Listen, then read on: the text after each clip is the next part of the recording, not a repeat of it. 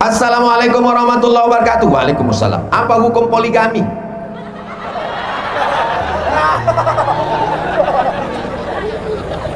Bu, ini boleh saya jawab? Lah, tenang kalian. Fankihu ma qabalakum, nikahilah perempuan yang baik-baik, minan nisa, perempuan masna 2 orang, wasulasa 3 orang, waruba 4 orang. Ayat ini nyuruh nambah atau mengurangi? Saya ulang sekali lagi. Ayat ini menyuruh menambah atau mengurangi? Ketika itu orang Arab istrinya banyak, orang Makkah Madinah dia pakai mazhab namanya poligami unlimited edition.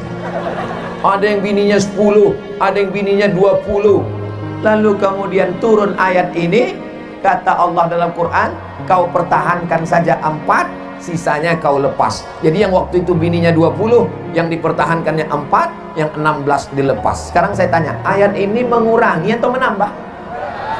Mengurangi, Beb. Jadi baca ujungnya, fa in khiftum alla ta'dilu, kalau kau tak sanggup bersikap adil, fawahidah, 1 saja. Dan hukum di Indonesia ketat sekali. Laki-laki tidak bisa menambah buka cabang kecuali ada surat izin dari istri yang ditandatangani di atas materai 10.000 yang disetujui oleh hakim pengadilan agama. Makanya ibu sebelum tidur malam ini yakinkan di dekat tempat tidur itu tidak ada kertas, pena dan materai. Sebelum tidur periksa dulu, kalau ada kertas-kertas, pena, materai, hati-hati, takutnya pas tidur tertanda tangani.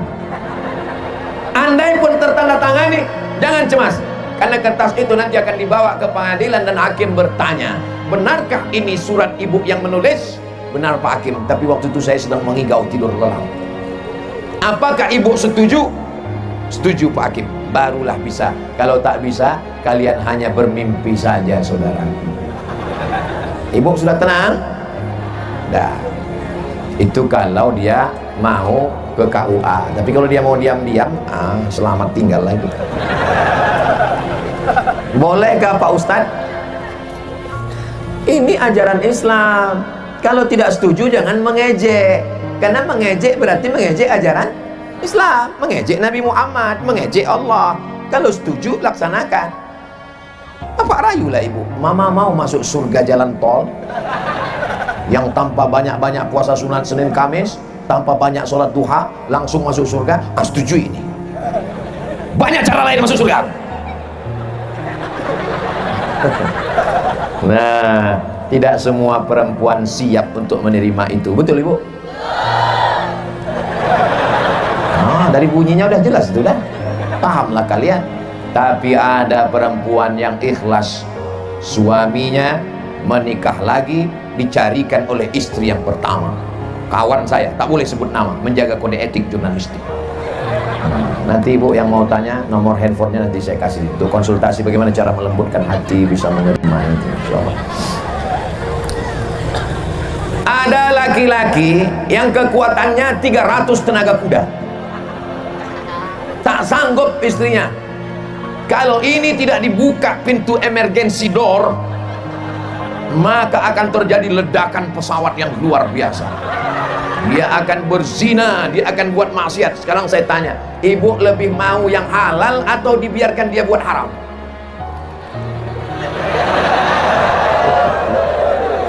Aku tahu ini keputusan yang sulit, karena susah itulah maka pahalanya surga. Ini video ini nanti tolong jangan dipotong-potong. Jawaban lengkap Ustadz Abdul Somad tentang poligami, dia adalah emergency door. Ketika kita masuk pesawat, apa kata pramugari? Ladies and gentlemen, kepala buku distempel semen.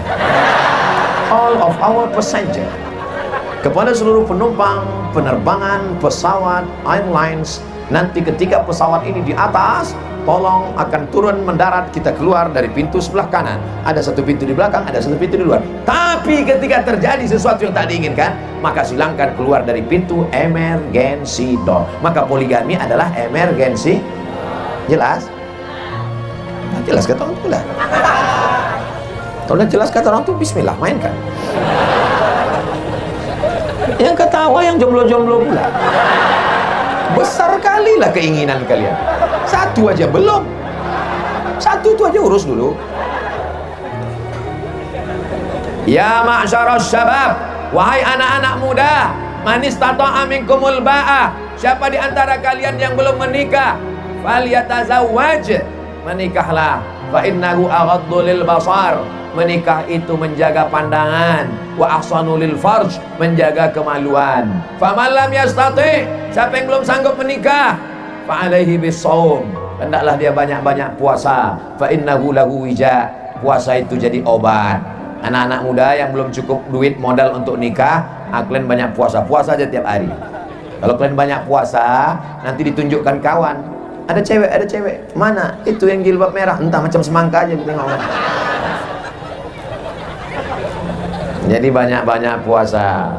Ibu-ibu, kalau dapatlah menantu yang soleh macam panitia ini, jangan sampai kalian lewatkan. Karena mencari laki-laki yang soleh sekarang ini susah, ibu. Kalau mereka nanti datang meminang anak gadis ibu, tolong maharnya jangan tinggi-tinggi ya, Bu. Nah, udah aku kasih kalian jalan. Tak laku juga bukan salahku lagi. Idza ja'akum man tardawna dinahu. Kalau datang anak-anak muda yang taat agamanya, suka kepada ulama, dididik di pesantren Al-Inabah, dekat dengan Walid Zainal, wa khuluquhu, akhlaknya baik, suka pengajian tabligh akbar, fazawwijuhu, nikahkan dia dengan anak gadismu. Illa taf'alu, kalau tak kau lakukan, takun fitnatun fil ardi wa fasadun arir, terjadi kerusakan yang amat sangat dahsyat. Kalau kau terima laki-laki karena hartanya, hari ini kaya, besok jadi fakir miskin.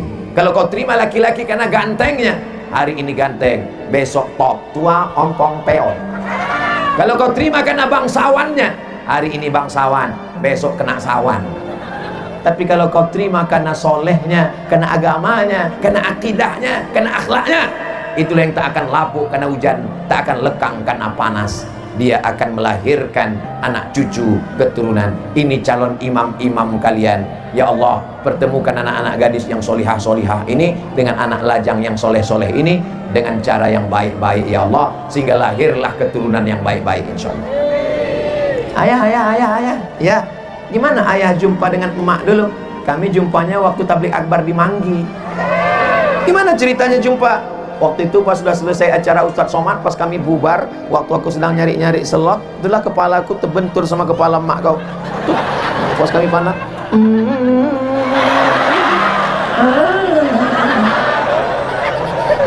Indah untuk diceritakan ke anak cucu.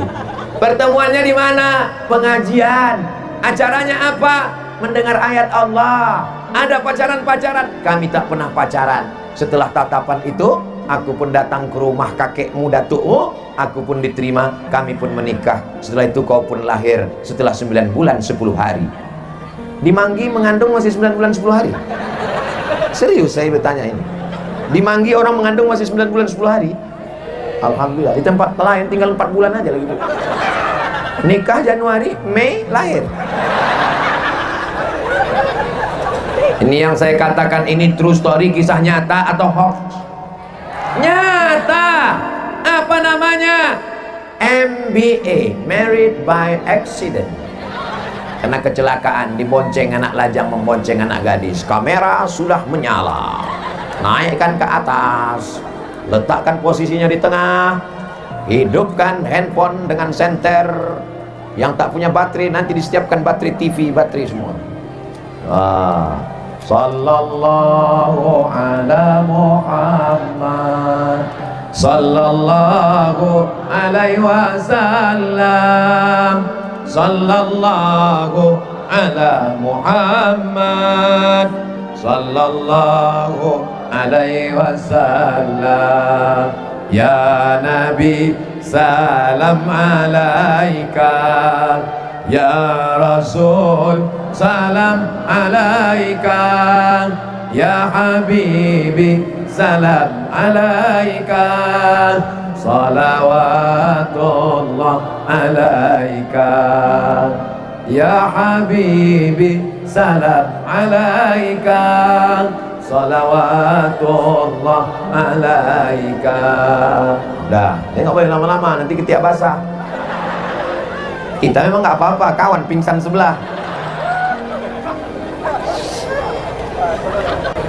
Kenapa terlambat ketawa ibu?